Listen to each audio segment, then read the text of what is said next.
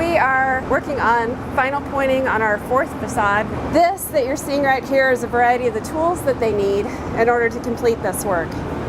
These are what we call pointing irons. And you'll see that there's a lot of different variety and sizes here. And that's because the joints on the building really aren't consistent. So these different sizes help them get into various joint widths. For final pointing, one of the things that we want to make sure they're doing is pre-wetting the stone. And we do that so that we get a better bond between the mortar and the stone. We also want to make sure that the joint's getting full. So you'll see he's putting this in layers, and we do 2 lifts for our final repoint. But they compact the first layer before they start to add the second layer. And you'll see he's always working in one direction here, and that's so he's building up on mortar he's already placed, so that we avoid having pockets of uncompressed mortar. So far we've restored about 60 windows on the building out of 477 windows. Here you can see a window that we have final painted.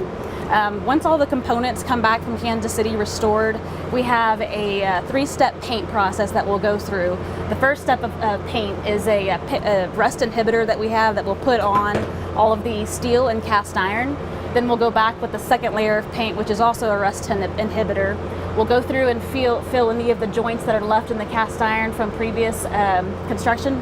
All the windows, once they're installed, we'll get a storm window that goes on the inside, and we'll receive all of its historical hardware from the original construction. It'll get its original locks and pulls on the inside as well. And then we'll do our final sealants that you can see here and at the joints here.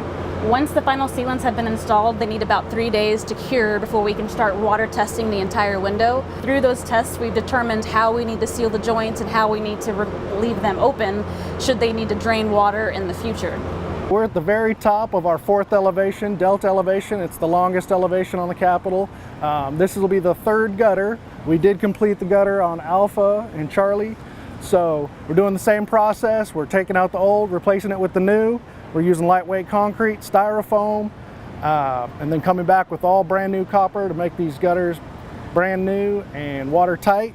Behind me you can see the drum base to the Capitol's dome.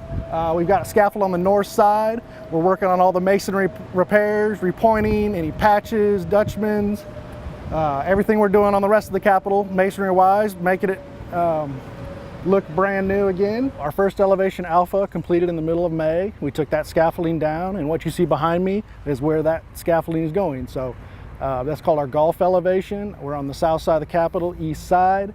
It will finish next week. We'll start working on the window and masonry restoration on this elevation. Bravo and Charlie will be coming down in the next few weeks as well, and they will move over to the south side, the south portico, and then the southwest side of the state capitol. So we're really excited to finish up our north elevation, move to the south side, and start working on the front exterior of the building.